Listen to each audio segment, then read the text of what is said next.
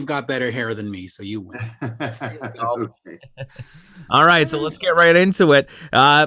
Brand new album. It's actually their 18th studio record, which is pretty crazy. Tribes came out on January 18th. It's available now wherever music is sold. Welcome to the show, John Palumbo from Crack the Sky. What's up, man? Thank you. Just watching the album do what it's going to do and living life in the pandemic and That's it. writing, just keeping busy writing and writing all the time. So, 18 studio albums in. It's still exciting for you, I guess. Oh yeah, we love it. It's my job, this is what we do. Yeah. And we try to make everything new, fresh. Instead of going back to, well, this should be Crack the Sky-ish. We try to forget about that. Well, that's what I was going to ask you. So is it important then to keep moving the sound forward and not just relying on, AC/DC does AC/DC. Right. But Crack the Sky seems to always progress and always try to try something new. Is it important to do that, or does AC/DC have it figured out and you just do one thing for 30 years or 40 years? No, we can't. I can't. I have a very low threshold of boredom. And I'll tell you, Bowie is certainly one of my heroes, and he just kept moving and moving and moving. And yeah, that's really what I like to do with the band, is just keep it fresh and keep it moving. Which is exciting because there are some bands like U2 and Madonna or artists, I should say, where fans love that and they expect that. And then there are other fans like Kiss or AC/DC, and they go, "No, don't put a synthesis. No, don't." So when you go out and play, are you more focused on playing the new stuff and creating a sort of a new fan base, or do you go back to sort of the 15 greatest hits and say, "Okay, folks, yes, we have a new album, but let's give you what you want"? Yeah. Well, live is a complete different animal, as you know. And we are paid to entertain. So people want to hear, the older stuff and the stuff they're familiar with. So most of the show, I'd say like 80% of the show is of the older stuff. And then we try to sneak it in, the new stuff. Yeah, you just sort of put it in while nobody's paying attention. Right, now, they're going to the bar. Right.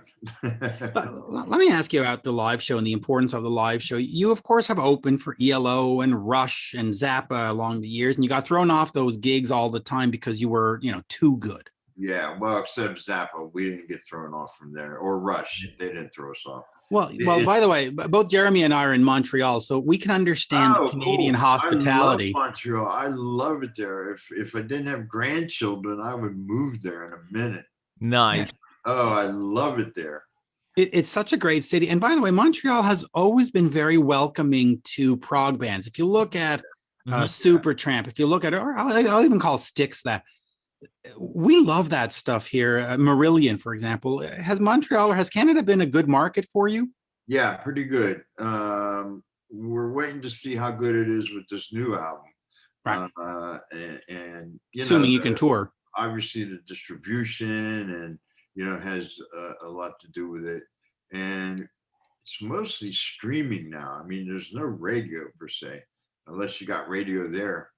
Well, Jeremy is actually our number one on-air radio host, but he does top 40. Yeah, which is far from Crack the Sky.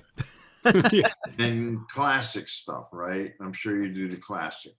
No, he does all the new stuff. The Post Malones. Well, you tell them. I play all the top 40 stuff on the radio, but for the podcast, we catch up with cool rocker guys, like you, and we just got off Skype talking to Udo.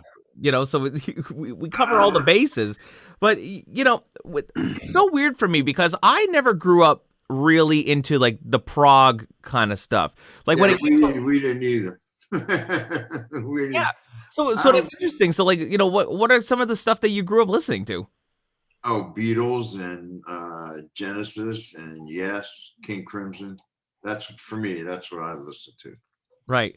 Yeah. Now Ricky Wachowski, he listened to a lot of Motown and James Brown and So we have different tastes with regard to going backward. And the Beatles, he loved the Beatles too. Yeah, Of course. So when you're gonna go and create music like this, I guess you got to take all those influences and try and create something out of it in a way. Well, actually, I try and drop those influences Mm. to stay original. You know, I mean, they'll always be in there somewhere.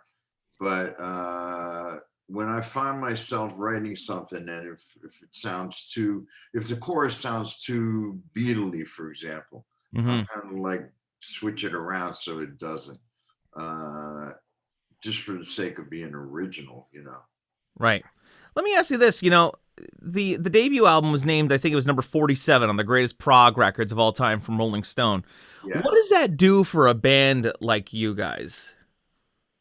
Well, not much. I mean, it you know, it's cute, but it just, you know, people read it and then they go to the next issue, and that's, you know, that's it. Did that turn into like album sales? Did it turn into like, you know, a resurgence for the band? People are discovering you, like, you know, developing new fans. Like, Yeah. It does that to a degree, but promotion is very, very difficult right now. I mean, and especially we can't go out and play, and that's, you know, to support a record, that's been, you know, imperative. Yeah. But have you guys thought about doing, you know, like the live stream route, getting the band in, recording some, and, you know, putting it up online? Or we did one. The problem is we are so spread out. You know, some guys live in Maryland. I live near Philadelphia. Some guys live in Columbia. It's, you know, we are so spread out, and it's difficult even to get together to do a record. Right. Yeah. So to play, unless we're going out for like a couple of days or 3 days or something, it makes no sense for us to do that. And it's very, very difficult to do. We got to find a place, got to, you know, find cameras and crew and all that, you know. So it's a little, but the travel bills and everything. It's like, you know, unless you're going on a tour, you know, you lose money. That's the other thing. Yeah. That makes sense. You mentioned Genesis before, and of course they've had a very storied career. Crack the Sky, you've been around just as long, and yet it's been a more difficult path. What were some of the obstacles? Was it poor management? Was it a bad record company, bad record deal? Why is Crack the Sky not Genesis today? Early on, it was bad record deal because we had basically no distribution. Until they signed on distribution for CBS or with CBS. And then it kicked up a little bit. But the main problem is we never had a hit record. So there was never that one song that kind of like popped you. So that's why we have pockets instead of, you know, the whole country or the whole world. But that's the only one I can blame for that is me. Well, does that get to you? You know, do you sit there and say like, shit, you know, why can't I write a hit? Like, why aren't we blowing up? Why is it so hard for us to write, you know, a top 40 tune? Does it irk at you and say like, you know, does it make you question your ability? Does it make you think, you know, like, oh, am I cut out for this? You know, like, what are like the emotional, psychological things that come along with that? Well, I think that I have written hit records. It's just been the other end of, you know, the business end. Right. But I believe that I have blown up Detroit from the greenhouse. I believe that, you know, there are records out there that should have popped. But the odds are like unbelievable. Well, that's it. You know, it does come down to, you know, a great song is a great song. But if nobody hears it, right, then what's the point, you know? Right. And then it does come down to, you know, what could the record label have done better to get you guys out there in promotion? Could they have pushed you harder at radio or, you know, sure. But they didn't. So yeah, here we are. Did you guys ever have like an A&R man from the record label kind of like breathing down your neck saying like, guys, you know, you need to write a song like this artist, or you need to write a song like this song that's on the radio? Like, did you ever have that pressure? Oh, when I quit the band, we were getting pressure, not so much from an A&R guy, but from the entire company, Lifesong. And I was getting pressure to write a hit. And at that point, we'd just gotten back from Canada. And I was like unbelievably taken with the Mounted Police. I didn't know they still existed. And, we got there, there were Mounted Police around, And so I wrote a concept album about that. And they said, no, we can't do a concept album about the RCMP. Right. And so I fought that. And then the band wanted to have, a single, which is understandable, but I was in some other world. I mean, I can't tell you what was going through my head to do an entire album about the Mounted Police. And then I left because, we weren't seeing eye to eye on anything. Right. I was out there by myself. The band was over here. The record company was over here. And I just said, this is not working. So I left doing Safety in Numbers. So then you leave the band, and then what do you do? Do you keep the music going for yourself, or? Yeah, I had solo records out. One of which did well. Blown Up Detroit did very well. And so I had that, and basically From the Greenhouse was a solo album because it was just Ricky and I. Right. But it was, it was an interesting record, and it did well. But again, we never had that one song that kind of like popped us over. So, which I guess in retrospect, it's almost made it better for us, the longevity of our career, because you hear a lot of bands that really have, a hit and then they disappear. And people are fickle. They kind of say, oh, well, there's that hit, and write another one of those, Right. And then they kind of fizzle out after that, Yeah. Let me ask you about the crack pack, the horn section, because when you think prog rock, or, you think Genesis and King Crimson, you don't think of them with saxophones and trumpets. I mean, power. Let me stop you. I don't consider our band a prog band. Okay. Okay. We consider it a rock and roll band. Right. Because I was just going to say, because Rolling Stone has labeled you prog rock. Yeah. All of a sudden, it's like prog is big. Yeah. And so they nailed us with that label. We played one prog show. Right. One. And it kind of stuck with us as, a progressive band. Does that label, is that label like a blessing in disguise or a curse? I think it's sort of both, but more of a blessing because there's more gigs that open up. Like I said, festivals, and they say, oh, that's a Crack the Sky. That's a prog band. Let's get them on the bill. And so, that helps.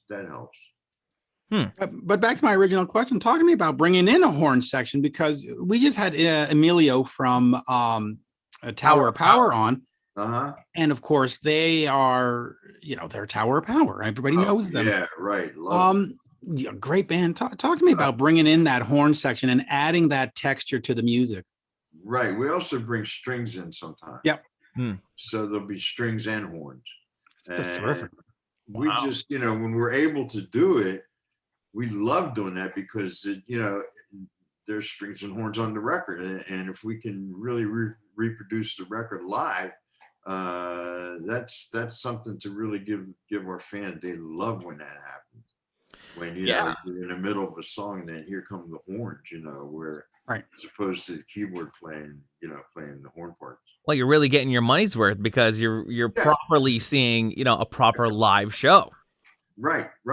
And like I said earlier, we're entertainers, and that's what we try to do. Yeah. So let me ask you about that real quick. Sorry to cut you off, Jeremy, but I just want to explore that, because when you have this horn section on an album and you come to the live show, are you concerned about reproducing it live? I mean, do you want to go to backing tracks, or does it have to be, no, if we're going to record it, we have to have it live on the stage? We're not doing backing tracks. We're not going to have horn players being triggered from a keyboard or something. Right. No. We don't do backing tracks. But our keyboard player, Glenn, is just brilliant. And so he can really like copy the the horns and his gear. I couldn't even tell. I know he's got a Kurzweil, but he's Nice. got some other gear that just is like scary, you know, Nord and that stuff. But he just copies it great, you know, and plays it live. So it's not backing tracks. No, we don't do that. Yeah, because it's super easy now. You just grab your laptop, pull up the stems from this Pro Tools session, and push Right, play. But you guys are right. actually, it's kind of rare that bands are like you are still doing stuff like that, which is freaking awesome. Because listen, the old school guys, you guys are musicians. You want to go out, you want to play the shit, you write this stuff with the intent of it being performed. And Right. there's a lot of bands that are just taking the easy way out, whether because it's cheaper or whatever it may be, just having the computer running. So it's kind of cool that you do that. Oh yeah, we definitely just do it all live. And so that's it. And it makes it a kick when we're talking about horns. I mean, I get this rush when they come in. It's just, on stage, it just kills me. It's like, it just like explodes, Yeah. Let me ask you this, 18 studio albums in with this new one, Tribes, that came out on January 15th. Looking at all of the technological advances we made in recording, how different is it from, that first record to where we are now with Tribes and in your recording process, to go from the tape and then, being in Pro Tools? What was your process like, and how did you see the difference progress? Well, we all have a studio. 5 of us have studios. And the way we do it, because again, geographically we're challenged. So so I'll write a song, and then in my studio I'll put it as a demo, a finished demo with proper vocals, so that's done, my guitar parts, and then I ship them out to Rick, who's got a studio, obviously. And he and Bobby, the other guitar player, go in and they do their guitar parts live to my track, which is very cool because they just face one another and they play live. There's no, wow. Let's go over this part. They just kick in. And it goes to our bass player and keyboard player. Drums are cut when Ricky and Bobby are playing. So it's all piecework, except for, like I said, Rick, Bobby, and sometimes Joey, the drummer. He'll be there and they'll do that live. That's how it happens. Is it weird though, like having to go in and cut a demo and then you send it off to the guys and then they all like kind of add their parts? Like back in the day, did you guys get in the studio and just cut it off the floor and now you're piecing it together like a puzzle? It's just not possible anymore to do it. First of all, there aren't many studios left. Proper studios are, because everybody's got Pro Tools or what's the other one? Logic. Yeah. And it makes it, one of the good things about it is you're not pressed for time.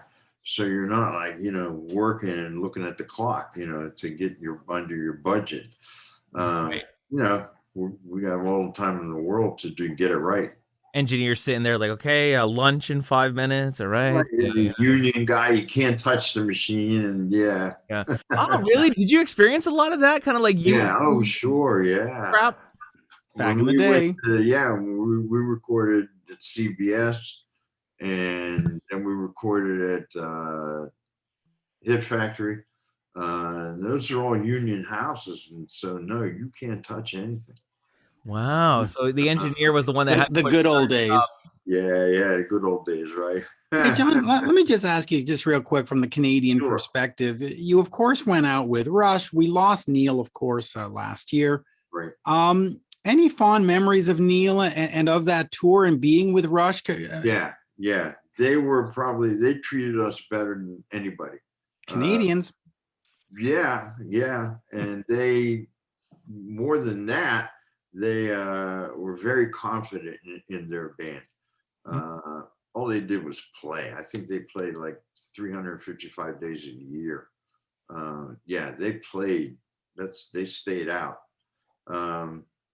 And they were the only band that refused to go on if we didn't have our proper stage set up and if we didn't get a whole 45 minutes. They refused to go on.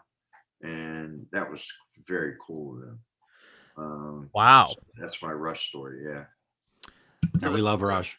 Oh, yeah, sure you do. A lot of people do. With good reason. That's cool though that they would, you know, have your back and say, you know, listen, the supporting act is just as important as the headliner. We want them to get their 45. They want, you know.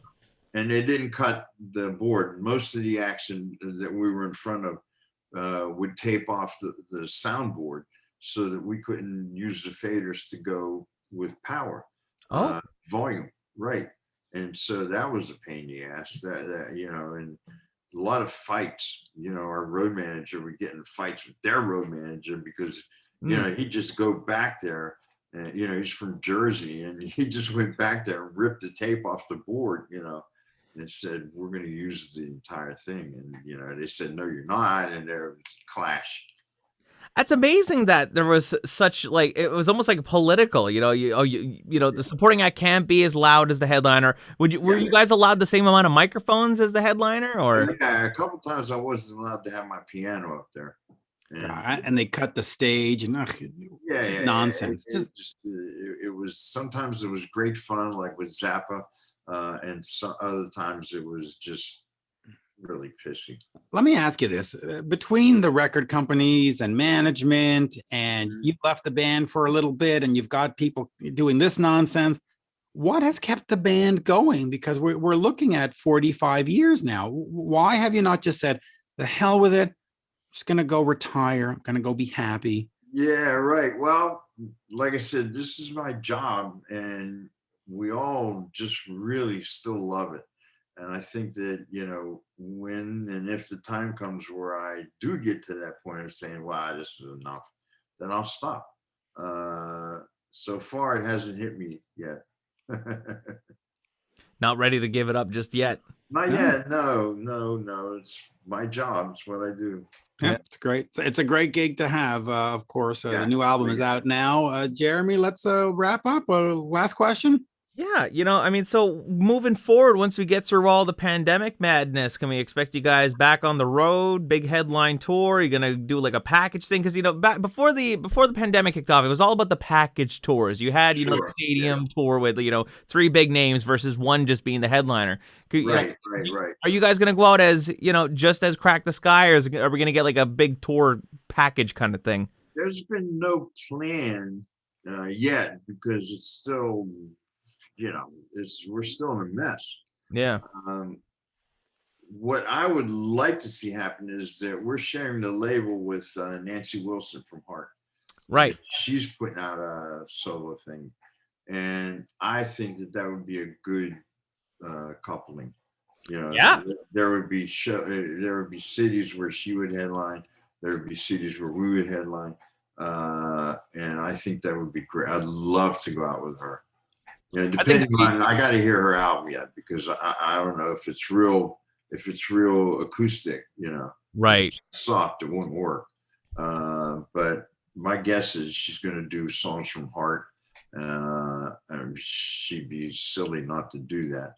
Yeah, I mean, and she's a monster guitar player too. So you know, if she's just going on to you know, if she's going to go do the coffee shop show, I mean, it's, you know, I hope not. Anyways. Yeah, she'd be a great great bill. Absolutely great bill. Yep. Well, Crack the Sky, their 18th studio album, Tribe, is available now wherever music is sold. Go buy it. You know, don't do the streaming thing. You know, buy it, get the CD, get the vinyl, you know, because he's not going to be able to sign your Spotify at the concert when they get back on the road. You know, right. That's right. Need sign that. I'll sign right. Sign my iPhone, please. No, it doesn't work that way. John, you've said it all. Anything else you want to get out there to the fans before we get out of here? No, I just, you know, and I'm not trying to pander, but I love Montreal. I mean, when we got there, I was just enamored with the place and the people. And so I would love to see us go back up to Canada. Yeah, well, come on out. Jeremy and I will take you out to supper. Get over here. Let us know. That'd be great. Thank you. Some poutine. We'll get you to the Orange Julep. You know, we'll do the stuff. Do the poutine and poutine and beer. That'll be the. And Italy. Young Street, is Young Street still, that's in Toronto though. That's Toronto. No, we're St. Catherine Street and Saint Laurent. Right. Yeah. And the French, oh, I love it. I love it there. And the food. Montreal, you say whatever you want about English and French, but the food, no language there. It's just delicious. Yeah, oh yeah. Great stuff.